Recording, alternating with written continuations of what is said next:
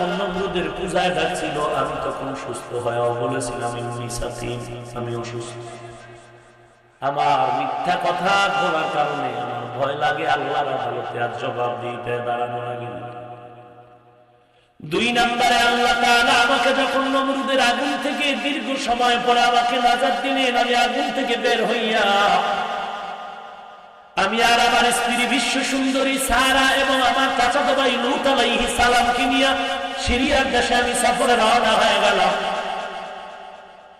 মিশরের এলাকাটা পেরিয়ে যেতে না যেতে মিশরের তদানীন্তন সময়ে ক্ষমতাধর জালেম আমার সুন্দরী বিশ্ব সুন্দরী বিবি সারার খবর পেয়ে ইফতিজিং এর হাতটা বাড়ায়া আমার স্ত্রীটাকে যখন নিয়ে যাবে আমার কাছে পরিচয় জানতে চাইল। এরে মোল্লা বল, এই মহিলাটা তোমার কি হয়? আমি তখন আমার স্ত্রীর কথাটা গোপন করে বলেছিলাম, এই মহিলা আমার বোন হয়। আমার বড় ভয় লাগে আল্লাহর আদালতে 2টা বোন আনসারের কারণে না জানি আমি আটকায় যাই। ওরে নবীর উম্মত, কেমন একজন নবী পাইছো রে বাঙালি চিনলি না, যে নবীর জীবনে একটা মিথ্যা কথার কোনো আসর না।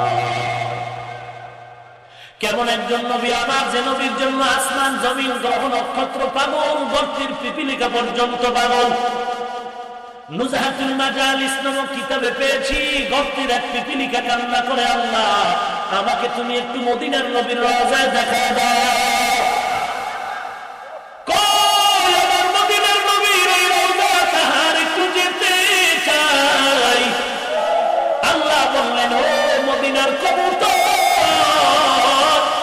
জলদি করে অমুক এলাকায় যাও, গর্তের ভেতরে একটা পিপিলিকা নবীর রওজা দেখবে, নবীকে দেখা পাবো। তুমি কবুতর গিয়া ওই পিপিলিকাটারে পায়ের সাথে বাঁধা মদিনার নবীর রওজাটা দেখাইয়া বাইতুল্লাহ দেখায় আবার ওই গর্তের মধ্যে পিপিলিকাটারে ফিরে দাও। কে সে পিপিলিকা? সুলাইমান নবীর ঘটনার ভেতরে আছে। সুলাইমান নবীর সিংহাসন 9 মাইল উপরে দিয়া চলছে। মাটির গর্তের পিপিলিকা জাতি ভাইদের বয়ান দিচ্ছে। 9 মাইল উপরে সুলাইমান নবীর পিপিলিকার বয়ান নিজের কানে শুনলেন। সুলাইমান নবী ফাতাবাসসামা, পয়গম্বর সুলাইমান মুস্কি হাসলেন আর বললেন, সিংহাসন মাটিতে লেন করো। পিপিলিকার বয়ান শুনলাম। পিপিলিকার বয়ান শুনে সুলাইমান নবী নিচে নেমে গেলেন, সিংহাসন লেন করলো। সুলাইমান নবী পিপিলিকার বয়ান শুনে আশ্চর্য হয়ে গেল। ওরে নবীর উম্মতের দল, মুফাসসিরিনে কেরাম বলেছে এই পিপিলিকাও আল্লাহর নবীর সোহবতের কারণে জান্নাত পেয়ে যাবে। পৃথিবীতে কুকুর আল্লাহ জান্নাত পাবে। কি পাবে? কোন কুকুর? আসহাবে কাহফের কুকুর। সালেহ আলাইহিস সালামের সোহবত প্রাপ্ত ওই উটনি জান্নাত পেয়ে যাবে। সেই আল উলা মদিনা থেকে বহু দূর ইরাকের একেবারে কাছে। ফজরের নামাজ পড়ে রওনা হলাম। হাজী সাহেবদের ওখানে যেতে দেয় না। আমরা এমন এক জায়গায় আল উলা নামক জায়গায় গেলাম যেখানে সালেহ আলাইহিস সালামের উটনি পাহাড় থেকে বেরিয়ে আসছে। কওমের লোকেরা বলছে, তোমাকে আমরা নবী মানবো যদি এই পাথরের পাহাড় থেকে একটা উটনি বের করে দিতে পারো। সালেহ আলাইহিস সালাম দোয়া করলেন, পাহাড় ফেরে ভাগ হয়ে ফাটল হয়ে মাঝখান থেকে জ্যান্ত উটনি বেরিয়ে আসে। ওই পাহাড়ের ফাটল দেখলাম। ওরা করলো কি, ওই উটনির ভেতরে একটি বাচ্চা হলো। বাচ্চাটাকে ওরা মেরে ফেলল। এত বেদবি করার কারণে মুহূর্তে আল্লাহর আসমানি একটা গজব এসেছিল। গজবে সব ধ্বংস হয়ে গেছে। ঘুরে সেই আল্লাহ, আমরা যেখানে এই সালেহ নবীর ঘটনা হয়েছে এর থেকে আর সামান্য বর্ডার হলো ইরাকের বর্ডার। ওই উটনি আল্লাহর জান্নাতে যাবে। মুসা নবীর আমলের একটা গাভীর কথা আছে সূরা বাকারার মধ্যে। বাকারা মানে গাভী, এই গাভীটাও জান্নাতে যাবে। সোহবত কি জিনিস? এরে নবীর উম্মতের দল, রাহমাতুল লিল আলামিন এমন এক নবী আল্লাহ আমাদেরকে হাদিয়া দান করেছে, যে নবী এমন এক দামি নবী যার জন্য আসমান পাগল, জমিন পাগল, এমনকি আল্লাহ পাগল। আল্লাহ নবীর পাগল। এজন্য আল্লাহ ইব্রাহিম নবীকে বললেন খলিলুল্লাহ, ইসমাইলকে বললেন জাবিহুল্লাহ, আমার আপনার নবীকে বললেন হাবিবুল্লাহ। কেমন নবী আমার, যে নবী গর্ব করে বলেন আমি নবী জান্নাতে না ঢুকলে কোন নবী ঢুকার পারমিশন নাই, আমি নবীর উম্মতেরা জান্নাতে না ঢুকলে অন্য নবীর উম্মতেরা জান্নাতে ঢুকার পারমিশন নাই। এরে নবীর উম্মতের দল,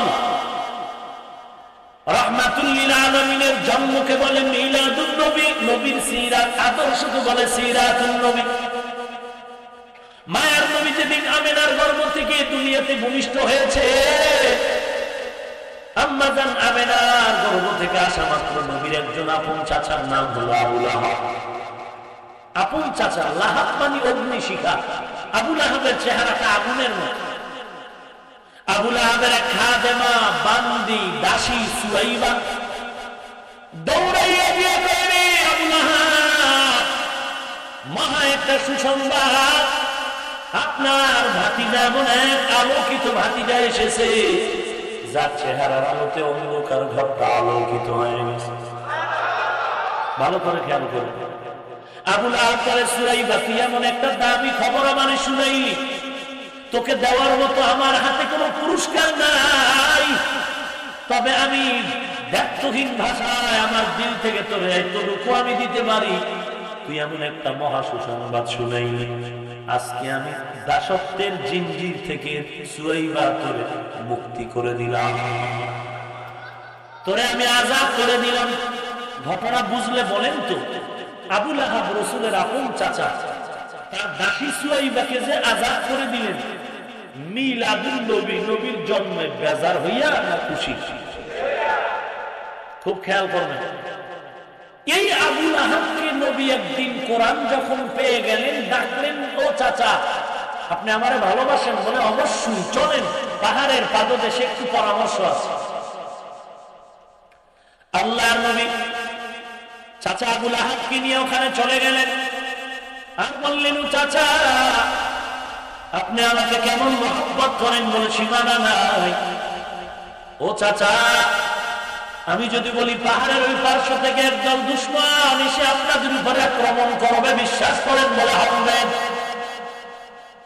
রাহমাতুল লিল আলামিন বলেন, ও চাচা আল্লাহর শপথ, ইন্নী রাসূলুল্লাহি ইলাইকুম জামিআ, আল্লাহ আমাকে সমস্ত মানুষ দানবের জন্য রাসূল করে পাঠাইছে। নবুয়তের সনদ আল্লাহ আমাকে কোরআন নামের সিরাত দান করেছেন, সিরাত। ও চাচা, আমি আল্লাহর নবী, সত্য কথা বলতেছি, এই জমিনটা চিরস্থায়ী না, এমন একটা চিরস্থায়ী জিন্দেগি আপনার পরকাল জীবনে আসবে মরণের পরে। যদি আপনি গুনাহ নিয়ে কবরে যান, দুই পার্শ্বের মাটির ছাপ আর জাহান্নামের আগুনের সাথে হাসরের ময়দানে সূর্যের তাপ বড় কঠিন। ও চাচা, আপনি কালেমা পড়ে মুসলমান হয়ে আমি নবীর আদর্শের নামাজ পড়েন, দাড়িটা লম্বা করেন, পর্দা করেন, হালাল উপার্জন করে জীবনটা চালান।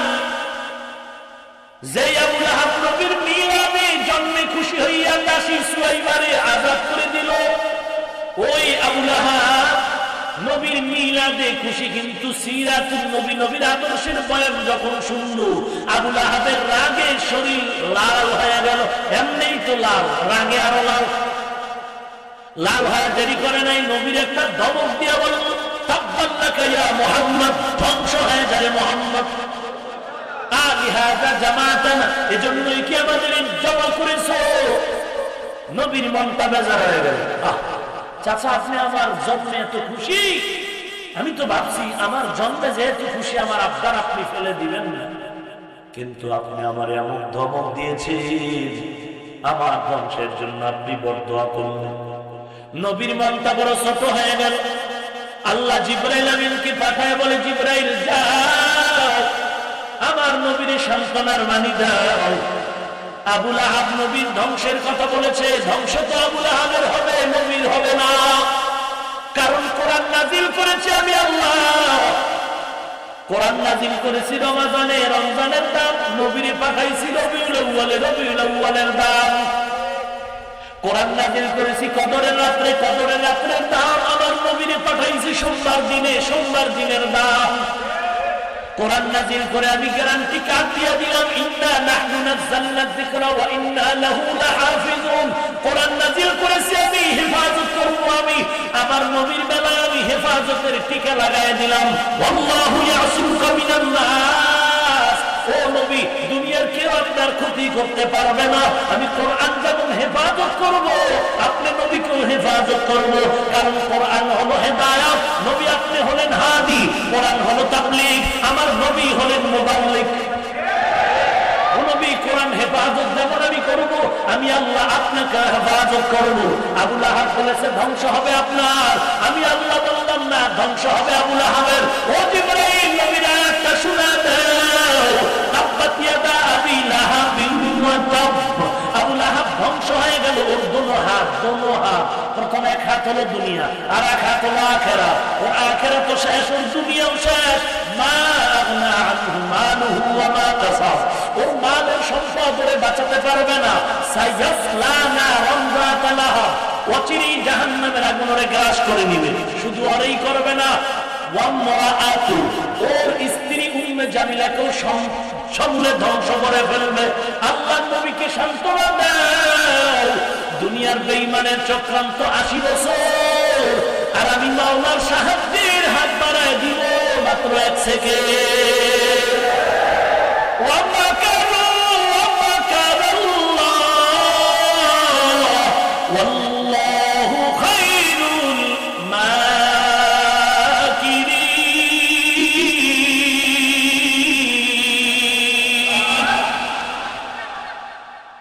আল্লাহ হেফাজতের মালিক। জিম্মা নিয়ে বলেন নবী চিন্তা নাই।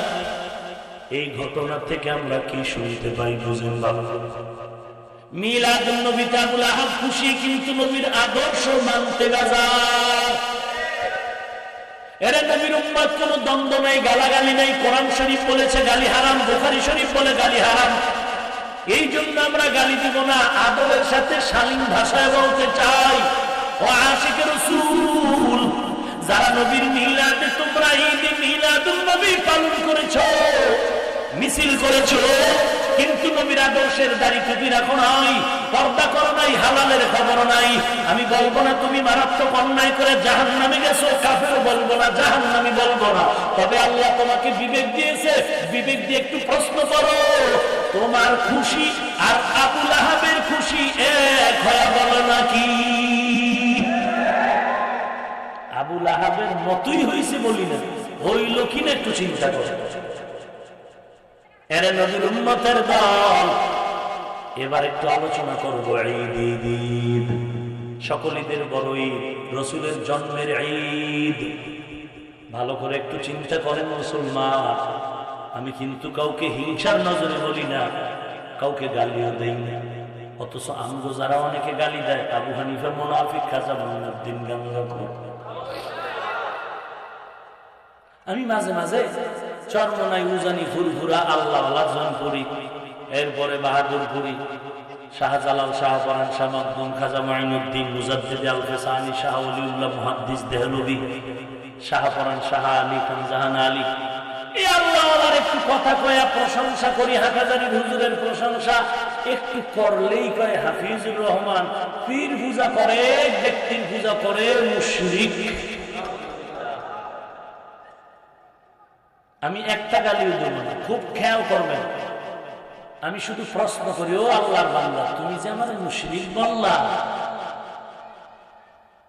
তুমি অল টাইম হাঁটতে, চলতে, উঠতে, বসতে ডাক্তার জাকির নায়েকের গুণগান, মতিউর রহমান আল মাদানী সাহেবের গুণগান, আব্দুর রাজ্জাক বিন ইউসুফ সাহেবের গুণগান, মুজাফফর বিন মোহসেন সাহেবের গুণগান, ও বড় বড় আল্লাহওয়ালা বাদ দিয়ে তোমাদের লাইনের সাহেবদের গুণগান, ওই মতুর রহমান আল মাদানির গুণগান, কাজী মুফতি ইব্রাহিম সাহেবের গুণগান, শুধু গুণগানই না, ফাঁকে ফাঁকে আবু হানিফার গালি, ফাঁকে ফাঁকে খাজা মঈনুদ্দিন সাহেবের গালি।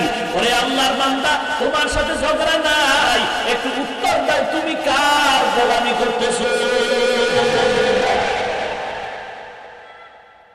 আমরা জাকির নায়েকের তো একদিনও গালি দেই নেই। ইন্টারনেট থেকে বয়ান বের করে দেখাও তো কোন দিন গালি দিছি। দুই একটা কথা যদি বলে থাকি, এটা কেন বলি? তুমি বুকের উপরে হাত বেঁধে নামাজ পড়ো। আমি হাফিজুর রহমানের ঈমান নিয়ে বলছি, খোদার কসম, তোমার সাথে দ্বন্দ্ব নাই, হিংসা নাই, গালি নাই। তুমি বুকে বাঁধো, আলহামদুলিল্লাহ পরে জোরে আমি বলে মসজিদ গরম করো, আমার কোনো আফসোস নেই। তুমি মাথায় হাত বেঁধে খাইলো, আমার কোনো আফসোস নাই। আমার আফসোস কেন? 40 বছর আমরা যারা নাবির নিচে হাত বেঁধে নামাজ পড়তেছিলাম, আলহামদুলিল্লাহ পরে আস্তে আস্তে আমিন বলতেছিলাম, আমগো ঘরে আগুন লাগাই না কেন? এখানে আমগো কথা। আমি বুকে হাত বাঁধার বিরুদ্ধে বলেছি, জোরে আমিনের বিরুদ্ধে বলেছি। আমগো ঘরে আগুন লাগাইছি আর আমরা চুপ করে থাকবে, এটা কেন? আগুন নিবান লাগবে না? এরপরে কিলাকিলি পরে, আগে আগুন তো নিবাইতে। যেই লোকগুলো তুমি বলো তাবলীগ হারাম, পীর মুরিদি হারাম, এই দেশে আমার মতো মোল্লা বাদ দাও, লক্ষ লক্ষ ইংরেজি পড়ুয়া সাধারণ মানুষ, RAB, army, police, BDR, doctor, professor, engineer, সাংবাদিক, সাহিত্যিক, কবি, এরা তাবলীগের সওয়াবে চরমনায় গিয়ে আল্লাহ আল্লাহর খাস বয়ান শুনে আজকে দাড়িওয়ালা 5 ওয়াক্ত নামাজ পড়ে। তুমি যদি 40 বছর পরে খাও, তুই জাহান্নাম। এই বেচারা 40 বছরের ইবাদত দিছো বাস দিয়া, আর আমরা ঘুমায় থাকি। আজীব ব্যাপার। আমরা গালি দিব না। হ্যাঁ, কোনদিন যদি জাকির নায়েক সাহেবের সাথে আমার দেখা হয়, হতে পারে প্রোগ্রামের সূত্র ধরে, হতে ভারতে যাই, যদি এক দেখাই হয়ে গেল, সৌদি যাই যদি হয়ে গেল, তখন এক জায়গায় বসে লোকটা এত ভদ্র, কল্পনাই করা যায় না। ডাক্তার জাকির নায়েক সাহেব এত ভদ্র, কিন্তু এর চালাপড়া এত বড় শৃঙ্খল, একেবারে সাপ আর বেজির মতো। বুঝলেন, পিসা বুঝুন খুব ভালো মানুষ, খাদেম গুলো এত আনাডা, বুঝলেন, এটি লেগে ফিরের বলবে। জাকির নায়েক সাহেব বলে, আমি একজন ডাক্তার মাত্র, আমি আলেম না। নিজের অহংকার আছে, কিন্তু এরে যারা পীর মেন্না একেবারে 7 আসমানের উপরে আসি মোল্লায় বইয়ে যে গালি দেয়, ওরে গালি। আবু হানিফা মুনাফিক। আবু হানিফার 1 কোটি ভাগের 1 ভাগ, এরও 1 কোটি ভাগের 1 ভাগ তোর যোগ্যতা নাই রে বাবা। খাজা মঈনুদ্দিন চিশতি জীবনে একক তো নামাজ কাজা করেন না, তুমি জামাতেই নামাজ পড়ো না, তুমি এরে দাও গালি। কোরআন শরীফ আরবি যদি দেখায়, হুজুর মাপ চাই, আমিও বুঝি না, আব্বাও বুঝি না। বুখারী শরীফ আরবি দিলে কয় আগেই বুঝি না, অন্ধকার হাজার বাড়ি লাইটেও কামড়ি না। এই লোক আবু হানিফারে গালি দেয়। কি অবস্থা! যার ফান খাওয়ার অভ্যাস নাই, আরে যদি ফান দেয় তো চান্দি গরম হয়। কাঁচা সুপারি দিয়ে ফান দিছে, খাইয়াই মাথা গরম। বিশ্ব রোডের দিয়ে তাকায় কায় রোগটাকে ডাকা করলো ফেরে। যে কোরআন হাদিসের ইবারত বুঝে না, এর যদি বাংলা পড়া একাই তুই হিরো, এই লোক আবু হানিফারে গালি দেওয়া কোনো ব্যাপার না। মাঝে মাঝে বলি, বাউয়া ব্যাঙে হাতিরে লাথি। বাউয়া ব্যাঙ চিনেন? কি ও বৃষ্টির সময় যে জিকির টিকিরের আওয়াজ, ব্যাঙে কি গান গায় না? খোদার তসবিহ পড়ে। কোরআন শরীফের আয়াত, সব মাখলুকাত কার তসবিহ পড়ে?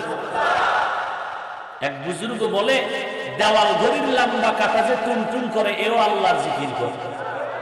কালকেই ফতুয়াটা ওপেন হয়ে গেল যে হাফিজুর রহমান রে, এইবার ডাইরেক্ট মুশরিক বলার ফতুয়া পাইছি, শুনছো?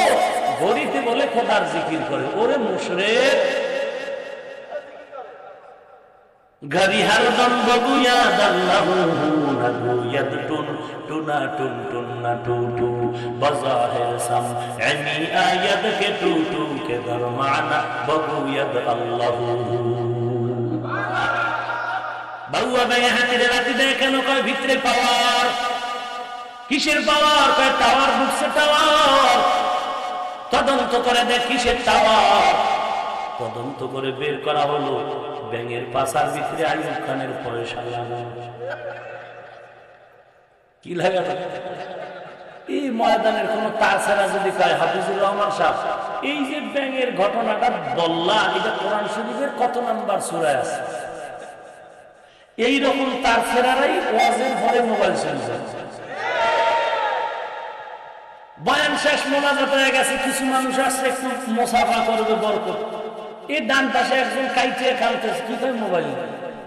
বাম দিকে একজন সিট হয়ে গেছে, কি কয় মানি ব্যাগ। কে নিছে? ফিরিস্তারা। এই ময়দানের স্বর্ণের মানুষের কেউ নিয়ে গেছে। এরা বয়ান শুনছে না, কথা বল নাকি? একেবারে এরা বয়ান শুনছে, চাপা বসে, একেবারে নড়াচড়া না। মোনাজাত দিছে না? মোনাজাত কি কইছে? ও আল্লাহ, আমি জানি এ বিশাল মোনাজাত আজকের ময়দানে খালি ফিরায় দিবা না, সবার মোনাজাত কবুল করে নিবা, আমার তো নিও। কি আমার আব্দার? ও মালিক, এই বরকতি মোনাজাতের মধ্যে আমার আজকে দাবি হইল 5টা মোবাইল না নিয়ে বাড়ির দরজায় ঢুকবো না। এরে বাবা, ওই বদমাইশ, তোরে হাতে পাইলে জিগাইতাম তোর আব্বা খারাপ না তোর মা খারাপ না তোর রক্ত খারাপ? তুই একটা লোকের মোবাইল নিয়ে লোকটারে কান দেয়া বাড়িতে গিয়ে ঘুমাবি, খোদার কসম তোর ঘুমের ঘরে হাতটা বাঁকা হয়ে যায়। তোরটা না হলে তোর স্ত্রীটা হবে, না হয় তোর ছেলে মেয়েটা হবে। আমি যদি আজকেই এখন বলি তোর আজকেই হবে, কারণ এতগুলো মানুষের আমিন খালি যাবে না। তবে বড় দোয়া করলাম না, হেদায়েতের দোয়া করি, তওবা কর, আল্লাহ হেদায়েত দান করুন। ভাইরা আমার, কোরআনের আরবি বুঝে না, বুখারীর আরবি বুঝে না, আবু হানিফারে কেন গালি দেয়? আসলে টাকা পাওয়ার ভেতরে আছেন কিছুই না। আল্লাহর কাছে হেদায়েতের দোয়া করি। এই যে এতক্ষণ আপনাদের বয়ান শুনাইলাম, বলেন তো কয়টা গালি দিছি? আর এগো গালি না দিলে বলে বয়ান জমেই। আল্লাহ আপনি কুদরতের হাতে হেফাজত করুন। ভাইরা আমার, রাহমাতুল লিল আলামিন প্রত্যেক সোমবার একটা রোজা রাখতেন। বছরে একদিন না, প্রতি সোমবার। বুখারীর পরে যে স্থান হাদিসের কিতাব সেটা হলো মুসলিম শরীফ। মুসলিম শরীফের এক হাদিসে আল্লাহর নবী বলেন, عن أبي قتادة رضي الله تعالى عنه قال سئل رسول الله صلى الله عليه وآله وسلم عن صوم الاثنين فقال النبي صلى الله عليه وآله وسلم فيه ولدت وفيه أنزل علي رواه مسلم ومشكات أو كما قال النبي عليه الصلاة والسلام। আল্লাহর নবী প্রত্যেক সোমবার কেন রোজা রাখেন? প্রশ্ন করলেন সাহাবায়ে কেরাম। নবী বলেন, আমি সোমবার দিন রোজা রাখি দুইটা কারণে। কয় কারণ? এক নম্বর কারণ, নবী বলেন আমার মিলাদুন নবীর দিনটা ছিল সোমবার, আমি নবী রোজা রেখে মিলাদুন নবীর শুকর আদায় করি। দুই নম্বর কারণ, আল্লাহ তাআলা আমার উপরে কোরআন অবতীর্ণ যেদিন করেছিলেন ওই দিনটাও ছিল আমি নবী সোমবার দিন রোজা রেখে কোরআন নাজিলের শুকর আদায় করি। এরা নবীর উম্মতের দল, আজকে যারা তোমরা ঈদ করো, আমাকে একটু মাসআলা বলেন, ঈদের দিন রোজা রাখা হালাল? ঈদের দিন রোজা রাখা যেমন হারাম, ঠিক রোজার মধ্যে ঈদ করাটাও হারাম। ও আল্লাহর বান্দা, কোনো গালি নাই। যারা আজকে ঈদ করবেন একটু বলবেন আপনার ঈদ করাটা সঠিক। যদি বলেন হ্যাঁ, তো রাসূলের হাদিস, মুসলিম শরীফের হাদিস দ্বারা বোঝা গেল নবীর রোজা রাখাটা ঠিক। আর যদি বলেন না না, মিলাদুন নবীর উপলক্ষে নবী যে রোজা রেখেছেন মুসলিম শরীফের হাদিস দ্বারা জানলাম রাসূলের রোজা রাখাই ঠিক, তাহলে আপনাকে একটু চিন্তা করতে বলবো, জাহান্নামী আমি বলবো না। রোজার মধ্যে ঈদ করাটা যেমন ঠিক, নবী রোজা রেখেছেন, আপনি ঈদ করেছেন, কতটুকু সঠিক হলো একটু চিন্তা করা দরকার। গালি দিছি, বলছি আপনি জাহান্নামী। আর কেমনি নরম হয়ে বুঝাবো বলে? আল্লাহ হেদায়েত দান করুন। ভাইরা আমার, আপনার বয়স 30 বছর, 30টা রবিউল আউয়াল পেয়েছেন। আপনার বয়স 40 বছর, 40টা রবিউল আউয়াল পেয়েছেন। আপনার বয়স 70 বছর, 70টা রবিউল আউয়াল পেয়েছেন। আপনি মিছিল করেছেন, আলহামদুলিল্লাহ। আপনার সাথে আমার দূরত্ব নাই, আপনি নবীর মিলাদ মানেন, কোনো টেনশন নাই।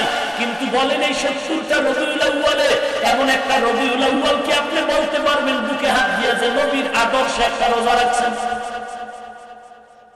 যদি বলেন না না রাখি না, আমি ফাইনাল রেজাল্ট দিয়ে বলবো মিলাদুন নবীর হক আপনি পুরোপুরি আদায় করতে পারেন নাই। যারা বলে আমরা মিলাদে খুশি না, নবীর মিলাদে খুশি না এই জন্য দাবি রাখছি, নবীর মিলাদে খুশি না এই জন্য টুপি পরেছি, নবীর মিলাদে খুশি না এই জন্য পর্দা করি, এমনটা নাকি? না না, আমরা নবীর মিলাদে খুশি, নবীকে পেয়ে আমরা আনন্দিত হয়েছি। নবী বলেছেন টুপি পর, প্রশ্ন ছাড়া টুপি পরে ফেলছে। নবীর মিলাদে খুশি এর জন্য দাড়ি রেখেছি, নবীর মিলাদে খুশি এই জন্য আমরা পর্দা করি, হালাল খাই। আমার নবীর আদর্শের দাড়ি, আমার নবীর আদর্শের জামা, আমার নবীর আদর্শের পোশাক।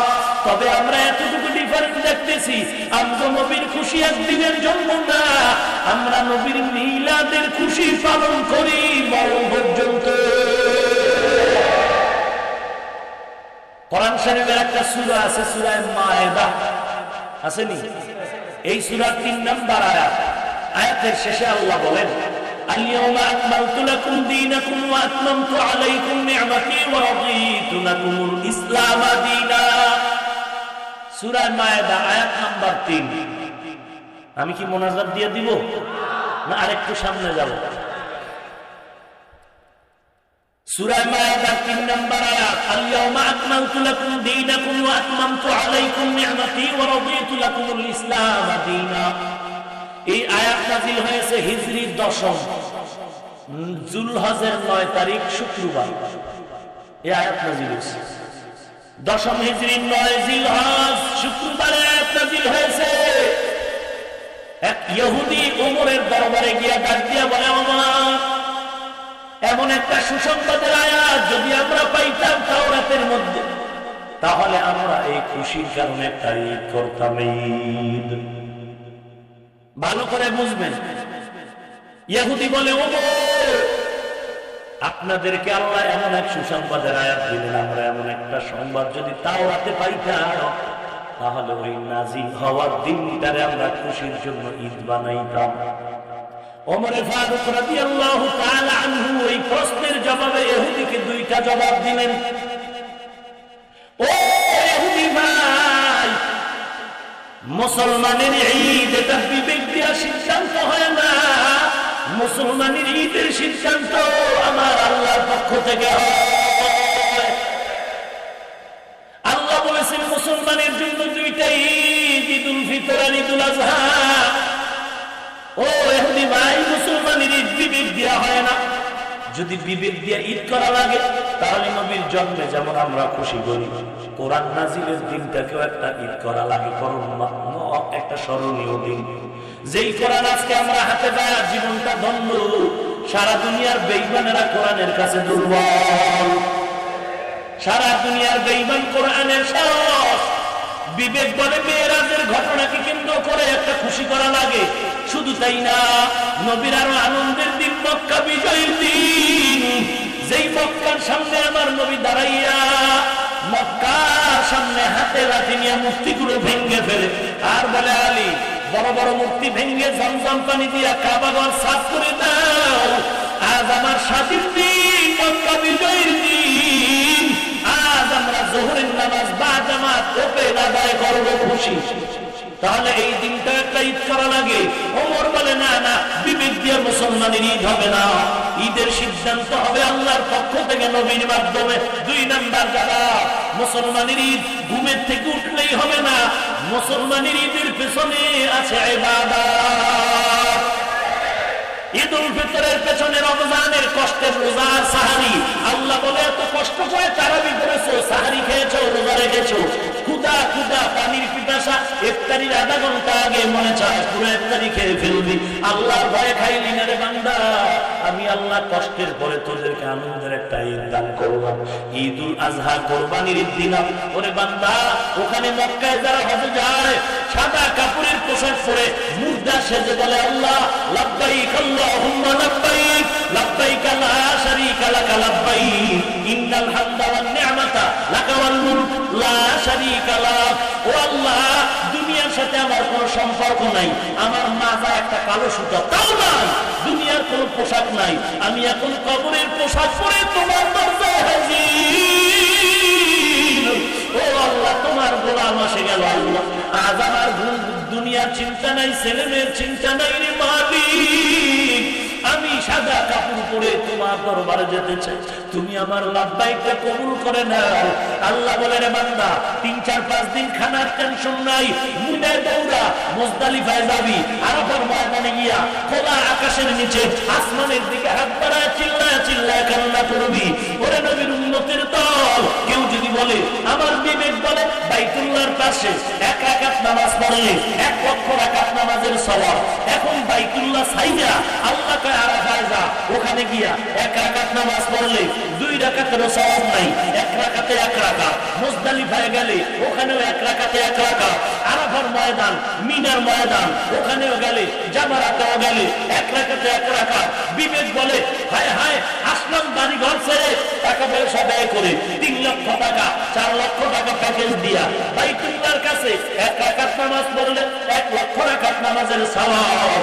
আমার এই আরাফায় গিয়া সওয়াব নষ্ট করার দরকার নাই, মিনায় যাওয়ার দরকার নাই, মুজদালিফায় যাওয়ার দরকার নাই, আমি বাইতুল্লাহর পাশে বসে বসে যত নামাজ পড়বো তত সওয়াব বেড়ে যাবে।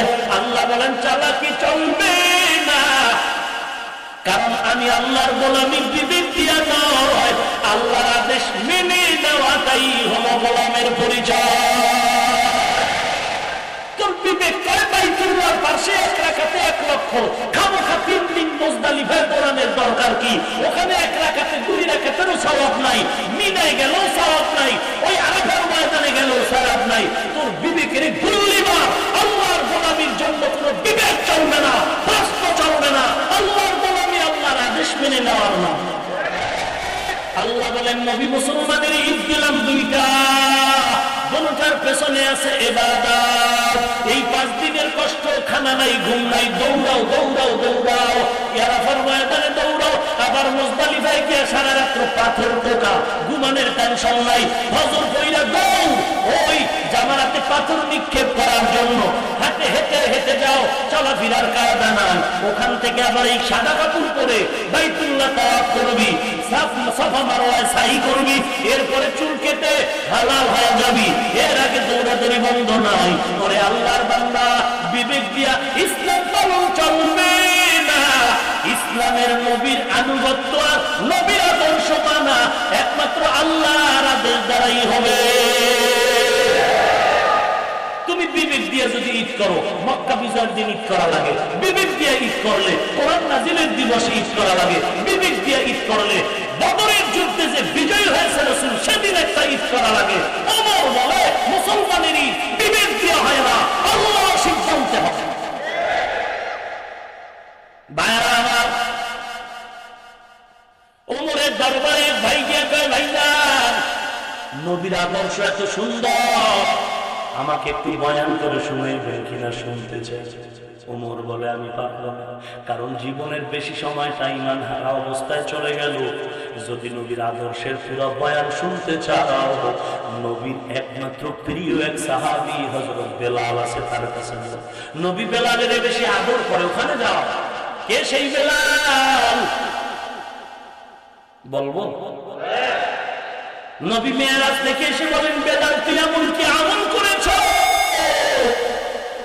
ওই মেরাজে গিয়া বেলালের হাত আর আওয়াজ পেয়েছি। বেলাল বলে এমন কোন আমল আমার না, আমি শুধু ওযু করার পরে দাইমি ভাবে 2 রাকাত তাহিয়াতুল ওযু নামাজ আদায় করি। আল্লাহর নবী বলেন ক্বালান নবী সাল্লাল্লাহু আলাইহি ওয়া আলিহি ওয়া সাল্লাম আহাব্বুল আ'মালি ইলাল্লাহি আদওয়ামুহা ওয়া ইন কাল্লা। আল্লাহর নবী বলেন আল্লাহর কাছে ওই আমল বেশি দামি যে আমলটা সব সময় করে, যদিও আমলটা ছোট, এটা বেশি দামি। একদিন করলাম আর 10 দিন করলাম না, এটা বেশি দামি। কে সে বেলাল? রাসূল মক্কা বিজয়ে কাবার সামনে নিয়া আনন্দের কান্না কাঁদেন। খুশিও কিন্তু কান্না আছে, খুশির কান্না। নবী খুশির ঠেলায় কাঁদে, এই বাইতুল্লাহ কত কষ্ট করে রক্ত ঝরাইলাম, ওপেন নামাজ পড়তে আমার বংশের লোকেরা দিল, আমার এমন কষ্ট দিল। মদিনায় যাওয়ার আগের 3টা বছর আমার এত জ্বালান জ্বালাইল। আম্মা জান আয়েশা বলে, আমি মাঝে মাঝে দেখতাম পয়গম্বর আমার হুজুরায় বসে গুনগুন করে কান্না করে। আমি আয়েশা একদিন প্রশ্ন করলাম, পয়গম্বর আপনি কেন কাঁদেন? নবী বলেন, আয়েশা তুমি আমার সুখের দিনের বিবি, আমার জীবনটা সুখের না, বহুলাম বাসনা আমার দুঃখের উপরে চলে গেছে। ওই সময় আমার পাশে একমাত্র খাদিজাতুল কুবরা, আর কেউ নাই। আমি খাদিজার কথা যখন মনে পড়ে যায়, আমি নবী চোখের পানি ধরে রাখতে পারি। আমি বাইতুল্লাহ থেকে একটু দূরে পাথরওয়ালা জমিন জঙ্গল পেরিয়ে হেরা পর্বতের চূড়ায় উঠে একা একা গর্ত আছে, গর্তের মনে বাইতুল্লাহর দিকে আমি ফিরে ফিরে আল্লাহর ধ্যানে কাটাইতাম। একদিন, 2 দিন, 3 দিন, 1 সপ্তাহ বাড়ি যাইতাম না। মাঝে মাঝে দেখতাম ওই হেরা পাহাড় উঁচু, অনেক উঁচু পাহাড়, এখন তো সিঁড়ি আছে, উপরে দোকানও আছে, কিছুই নেই। মাঝে মাঝে দেখতাম ওই খাদিজা মহিলা মানুষ ওই পাহাড় বেয়ে উঠে আমার গর্তের পাশে এনে নাস্তা নিয়ে হাজির। আমি দিনের দাওয়াত দিয়ে যখন ঘরের দরওয়াজা আসতাম, আসসালামু আলাইকা আহলাল বাইত, আমি সালামটা দেওয়া মাত্র আস্তে দরজাটা দেখতাম খুলে গেছে। আমি একদিন বললাম, হে খাদিজা আপনি কি ঘুমান না? চোখের পানি ছেড়ে বলেন, ও পয়গম্বর আমি জানি আপনার এই জমিনে মা নাই, আপনার বাবা নেই। আমি 2 জন স্বামী বিদায়ের পরে আপনার ঘরে আসছি রে পয়গম্বর। আমি 5টা সন্তানের মা হওয়ার পরে আপনার ঘরে আসছি। নবী আমি জানি আপনি একদিনও মা কয়া ডাক দিয়ে কলিজার সান্ত্বনা দিতে পারেন না, আপনি একদিন আব্বা বলে ডাক দিতে পারেন না। আপনি মানুষের দাঁড়ে দাঁড়ে কালেমার দাওয়াত দেন কত কষ্ট করে, আর আমি এদিকে যদি ঘুমায় যাই, আপনার মা যদি বেঁচে থাকতেন আপনার বাহিরে রেখে আপনার মা ঘুমাইতেন। ও নবী আল্লাহর শপথ, আমি দরওয়াজার কিনারায় অপেক্ষা করি, আপনি না আসা পর্যন্ত আমি 1 সেকেন্ডের জন্য বালিশে মাথা লাগাই ঘুমাই। ওরে নবীর উম্মতের দল, আল্লাহর নবী বলেন, আজকে মক্কা বিজয়ে আমার কান্না আসে, কান্না আনন্দ, আবার ওই পিছনের দুঃখের কথা। নবী বলেন, আজকে বিজয়ের দিন, আমি ওপেনে যোহরের নামাজ পড়বো, দিনটা বড় খুশি। আলী তুমি জমজমের পানি দিয়ে সাফ করে দাও। আজকে বিজয়ের আজান যিনি দিবে তার কপাল খুলে যাবে। কে দিবে বিজয়ের আজান? পরামর্শে বসে একজন সাহাবী দাঁড়ায় বলেন, ও পয়গম্বর আজকের বিজয়ের আজান কেউ দিবে না, একমাত্র আবু বকর। কে সেই আবু বকর? যে আবু বকরের জান্নাতের টিকিট আল্লাহ হাতে দুনিয়াতেই দিয়া দিল। ও নবী আপনি বলেছেন মেয়েরাজ হিজরতের পথে আবু বকরের দরজায় গিয়ে নবী দাঁড়ায় দাওয়াত দিলেন, আস্তে আওয়াজ দিলেন, দরজা খুলে গেল। নবী বললেন, আবু বকর আপনি কি গভীর রাতে ঘুমান না? আবু বকর চোখের পানি ছেড়ে বলেন, পয়গম্বর 2 থেকে 2.5 বছর আগে আমার কানে কানে আপনি বলেছিলেন হিজরতের পথে মদিনায় আমি আপনার সফর সঙ্গী হব। আল্লাহর জাত ও সিফাতের কসম, আমি আবু বকর যত ব্যস্তই থাকি, ওই দিন থেকে আজ পর্যন্ত আমি রাতের বেলা 1 সেকেন্ড ঘুমাই না। আমি দরওয়াজার কিনারায় অপেক্ষায় থাকি আমার নবী কখন এসে ডাক দিবে। আর আমি যদি ঘুমায় যাই, নবী এসে দাঁড়ায় কষ্ট পাবে না, দুশ্মনেরা এসে নবীর উপর আঘাত করবে।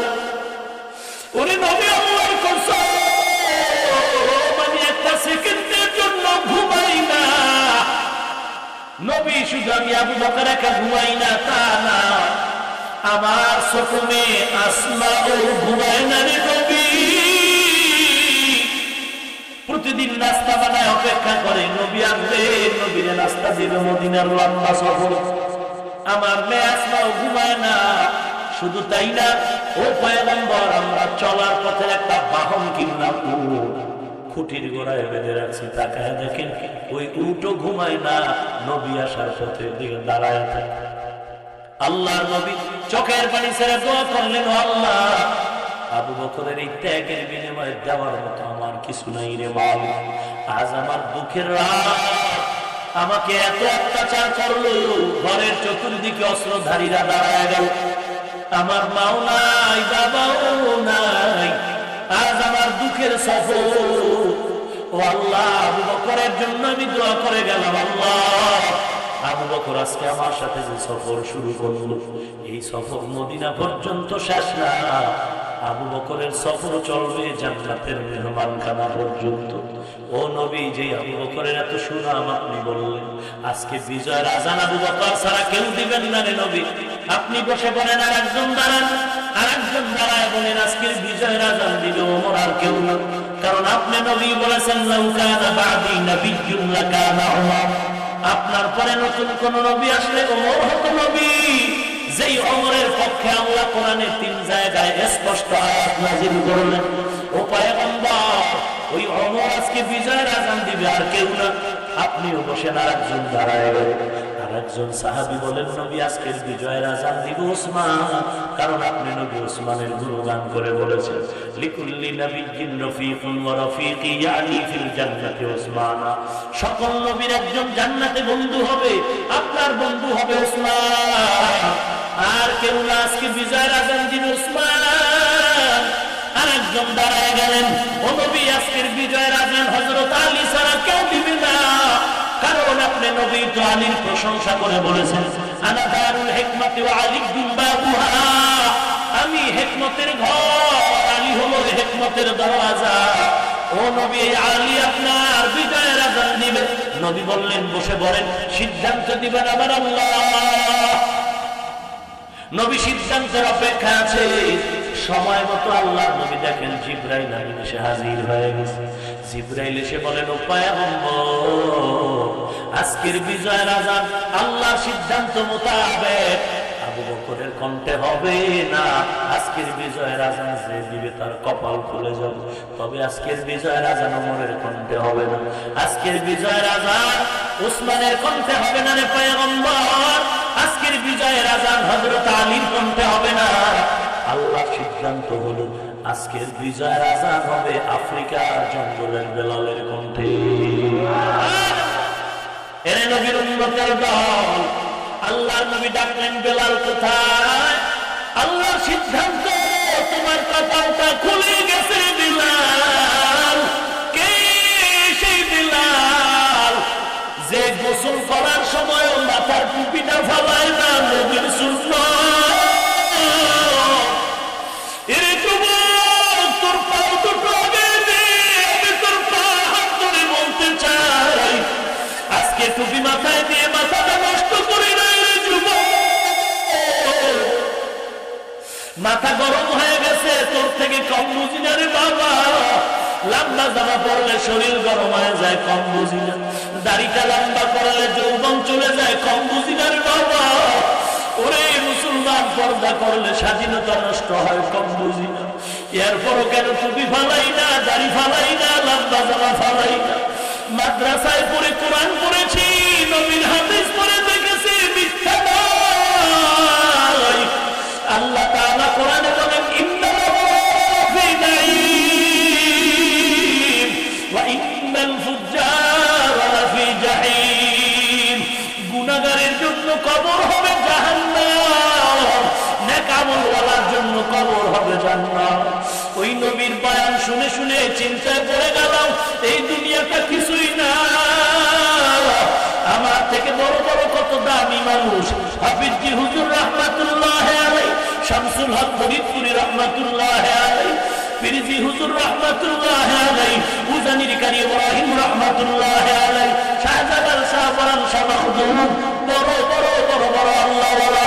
এদের ইতিহাস করে দেখো, তাদের নামাজ আর আমার নামাজ 1000 গুণ ডিফারেন্স। এরপরও তারা কান্না ছাড়া ঘুমায় না। তখন পর্যন্ত কান্না আর কান্না আর কান্না। আজকে তো ময়দানে কান্না নাই, যে বেশি হাসাইতে পারে সেই বক্তার বড় দাম। ওরে নবীর উম্মতের দল, দুনিয়াটা কিছুই না রে বাবা। এরে যুবক, মনে করেছো দুনিয়ার বাহাদুরি চিরস্থায়ী? না না, তোমার মতো যুবক দাড়িওয়ালা নামাজি স্কুল কলেজে পড়ে অভাব নাই, র্যাব আর্মি পুলিশ চাকরি করে ব্যবসা করে অভাব নাই। তুমি কেন পারবা না রে বাবা? দুনিয়াতে তুমি মনে করছো তোমার দল আপন, নেতা আপন, মা বাবা আপন। দুনিয়াতে আসলে মা বাবা আপন এর থেকে কেউ না। কিন্তু দেখবা মাঝে মাঝে ওই মা বাবার সাথে যদি আঘাত লাগে, মা বাবা সন্তান ভুলে যায়। কয়েক বছর আগের ঘটনা, আমাদের বরিশাল পটুয়াখালী বরগুনাতে সিডর হয়েছিল। ওই সময়ের ঘটনা এক আল্লাহর বান্দা ঘটনার বিবরণ দিয়ে বলে, সন্ধ্যাবেলা দেখতেছি পানি বেড়ে বেড়ে ঘরের মধ্যে ঢুকতেছে, বাতাস আর অন্ধকার রাত। ওই সিডরের পানির সাথে ঢেউ আর কষ্ট। আমরা ঘরে স্বামী আর স্ত্রী দুইজন আর দুইটা সন্তান। ঘরের মধ্যে আমরা যখন দেখলাম পানিগুলো ধে ধে ধে ধে ঢুকতেছে ঘরের মধ্যে, এমন অবস্থায় আমরা স্বামী আর স্ত্রী পরামর্শে বসে গেলাম কি করা যায়। স্ত্রী বলে, আমরা ঘরে থাকলে আরো মরে যাব, একটু বের হয়ে যাওয়া দরকার। দুজনে আমরা বের হয়ে যাই, বাঁচার চিন্তা করি। স্বামী আর স্ত্রী যখন দেখলো পানি ঘরে ঢুকতেছে, দুজনে ঘর থেকে বেরিয়ে, এবার দুইটা সন্তান সাঁতার জানে না, ছোট বাচ্চা, এদের কি করা? এবার স্ত্রী বলে, ও স্বামী আমার, এই দুইটা সন্তান তুমি দুই হাতে জড়ায় নাও, আমি মহিলা মানুষ একা একা বাঁচার চিন্তায় ব্যস্ত আছি। বলে, হুজুর আমরা যখন বেরিয়ে গেলাম, স্ত্রী পানির মধ্যে নেমে গেল, আমার দুই হাতে দুইটা সন্তান পানি বেড়ে বেড়ে যখন বুক পর্যন্ত উঠে গেল, ঢেউ আছে অন্ধকার। এক পর্যায়ে দেখা গেল পানির ঢেউয়ে ঢেউয়ে আমার স্ত্রী অনেক দূরে চলে যায়। আমি কিছু বলার উপায় নাই, নিজের চিন্তায় ব্যস্ত। পানি বেড়ে বেড়ে বেড়ে বেড়ে যখন গলা পর্যন্ত উঠে গেল, তখন আমি দেখি পা আর মাটিতে রাখা যায় না। তখন আমি নিরুপায় মনে করলাম আর বুঝি বাঁচার উপায় নাই। আমি আমার বড় সন্তানকে কানে কানে বললাম, বাবা তুই আমার সারিয়া দে, তোরে আমি ধরে রাখতে পারবো। আমার সন্তানটা গলা ধরে কাঁদে আর বলে, আপু তুমি আমাকে সারিয়া। আমি সাঁতার জানি না, আমি পানিতে ছেড়ে দিলে মরে যাব। ওই সন্তানের কান্না আমার কানে ঢুকে না, কারণ আমার মাথায় টেনশন। আমি ডান হাতটা ধরে সন্তানের হাতটা ধরে আমার ধরে ধাক্কা দিয়ে ফালা দিলাম। দেখি বাচ্চাটা পানির মধ্যে হাবুডুবু খায়, আপু আপু বলে ডাকে, বলে আমাকে বাঁচাও। আমি সাঁতার জানি না, আমি মরে যাই, আপু আমারে বাঁচাও। আমি তাকায় তাকায় দেখি আমার কেমন খেয়াল নাই, আমি বড় পেরেশান। শেষ পর্যন্ত আমার ছোট বাচ্চাটারে নিয়ে টেনশন। দেখি আমার ছোট বাচ্চারেও যদি ধরে রাখি বাঁচার উপায় নেই। এইবার আমার ছোট বাচ্চাকেও বললাম, বাবা তুমিও আমার ছেড়ে দাও। শেষ পর্যন্ত বাচ্চাটা শুনে কান্না শুরু করলো, গলাটারে দুই হাত দিয়ে আঞ্জা করে ধরলো। আমি আর সন্তানটারে যখন ছুটাইতে পারি না, সন্তানের যত ধাক্কা দেয় ছুটতে চায় না। সন্তান গলা যারা আব্বু আব্বু পায়ে করে ডাকে আর বলে, আমাকে ছাড়িও না। শেষ পর্যন্ত আমি নিরুপায় হয়ে আমার বাচ্চাটার হাতের মধ্যে তার দোষা কামড় দিলাম। আমার দাঁতের কামড়ে রক্ত বের হয়ে গেল, বাচ্চাটা হাত ছেড়ে দিয়ে পানিতে পড়ে গেল। এবার আমি আমার চিন্তায় বাঁচার জন্য অন্যত্র দৌড়াইলাম। পানি বাংলা চললো সিডর 2-3 দিন, বিদ্যুতের সংযোগ নাই। 2-3-4 দিনের পরে আমরা এলাকায় ঘুরতেছি, কেউ দেখি মা খুঁজে মা নাই, কেউ সন্তান খুঁজে সন্তান নাই। ঘুরতে ঘুরতে একটা খালি জায়গা ধান লাগানোর খেতে গিয়ে দেখি একটা শিশু বাচ্চা ধানের সাথে কাদা মাটিতে পেঁচে আছে। আমরা ধরে ওকে ঘরের মধ্যে নিয়ে পানি দিয়া পরিষ্কার করতেছিলাম। ওর কানের ভেতরে কাদা, নাকের ছিদ্রে কাদা, মুখের মধ্যে কাদা। পানি দিয়ে আস্তে আস্তে যখন কান পরিষ্কার করলাম, নাক পরিষ্কার করি, এরপরে মুখের মধ্যে কাদাগুলো যখন আস্তে আস্তে বের করতে আরম্ভ করলাম, এক পর্যায়ে দেখি বাচ্চাটা ওয়া ওয়া বলে চিল্লানো। আল্লাহর কুদরত বড় কঠিন। এরে যুবক, কয়দিন আর যৌবনের বাহাদুরি করবারে বাবা। হাসরের ময়দানটা কি মনে করেছো সাধারণ? এরে নবীর উম্মতের দল, জমিন থেকে 9,30,00,000 মাইল দূরে সূর্য, এরপর শীতের রাতেও গরম লাগে, ফ্যানের বাতাস লাগে, ঘাম। আল্লাহর নবী বলেন হাসরের ময়দানে এই সূর্য থাকবে মাথার উপরে। সূর্যের তাপ যখন আল্লাহ বলবে জমিনে ছেড়ে দাও, সূর্যের তাপে জমিন তামা হয়ে যাবে। গুনাহগারের মাথার মগজগুলো টকবক করে ফুলতে থাকবে। বেঈমান নাফরমানের পেটের নাড়ি বুড়ি পায়খানার রাস্তা দিয়ে পড়ে যাবে। সমস্ত নবীরা পর্যন্ত নাফসি নাফসি বলে কান্না শুরু করবে। এরে যুবক আল্লাহর গোলাম, তখন আল্লাহর নবী, তোমার আমার নবী সিজদায় পড়ে কাঁদবেন। ওদিকে জাহান্নামের আওয়াজ, আল্লাহ আমার গুনাহগারগুলো আমার পেটে দাও, গুনাহগার আমার খোরাকগুলো দাও। আল্লাহ বলবে বিচার শেষ করে নেই, অপেক্ষা কর। জাহান্নাম থামে না। আল্লাহ ওয়াদা করবে 70,000 শিকল লাগা জাহান্নামের ধরে রাখো। ধরে রাখাও সম্ভব নয়। জাহান্নামের এমন আওয়াজ, আওয়াজে জাহান্নামের আওয়াজে হাসরের ময়দানটা থরথর করে কাঁপা শুরু হয়ে যাবে। আল্লাহর নবী বলবেন, আল্লাহ জাহান্নামের ফিরাও, আমার একটা উম্মত যেন জাহান্নামে না যায়।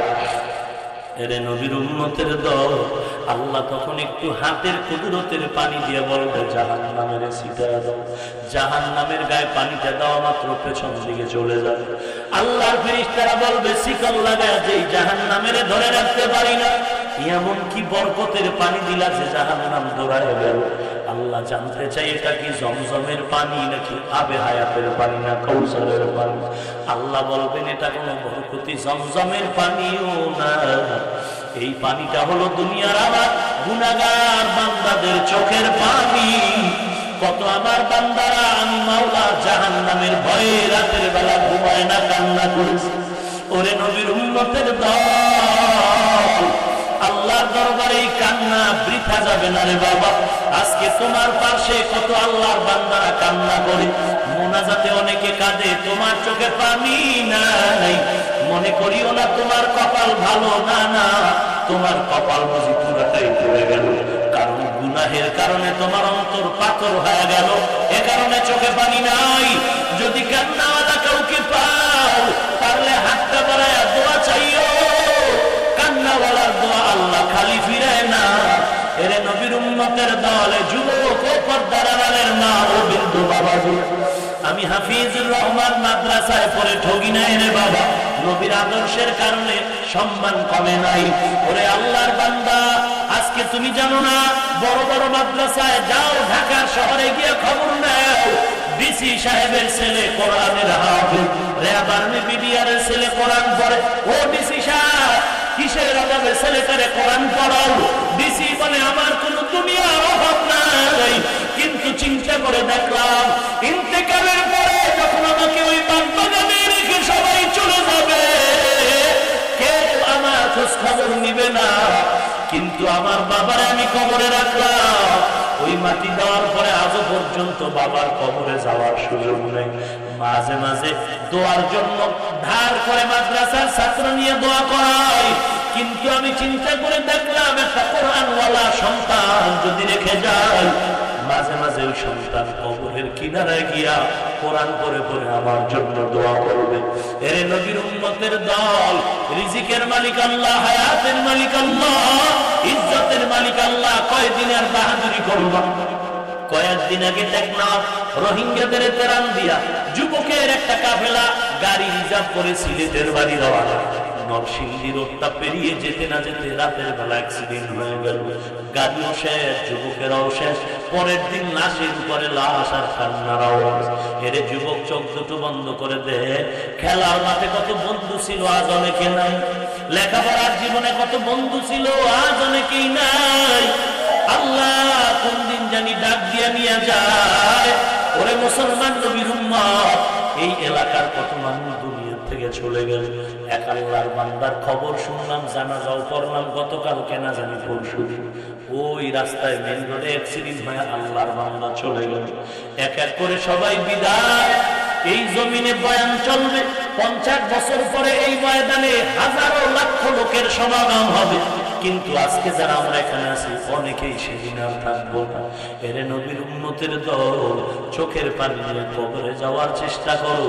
আর আল্লাহ আল্লাহরে বন্ধু বানায় নাও। নেক আমল করো, দাড়িটা লম্বা করো, 5 ওয়াক্ত নামাজ পড়ো, মা বাবার খেদমত করে দোয়া নাও। আল্লাহ আল্লাহর দোয়া নাও। দেশ ও জাতির বিরুদ্ধে ষড়যন্ত্র করিও না।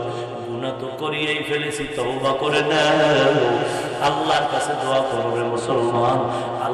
আল্লাহর মহব্বত নিয়ে মানুষকে ভালোবাসো। এই মাদ্রাসা, এই জমিনের মধ্যে রহমত। আল্লাহর নবী বলেন, যেই এলাকায় কোরআনের তেলাওয়াত হবে, ওই এলাকার কবরের আযাব আল্লাহ মাফ করে দিবে। ওরে নবীর উম্মতের দল, আল্লাহর কাছে কান্নাকাটি করে দোয়া করো। এলাকার জন্য, নিজের জন্য, মা বাবার জন্য।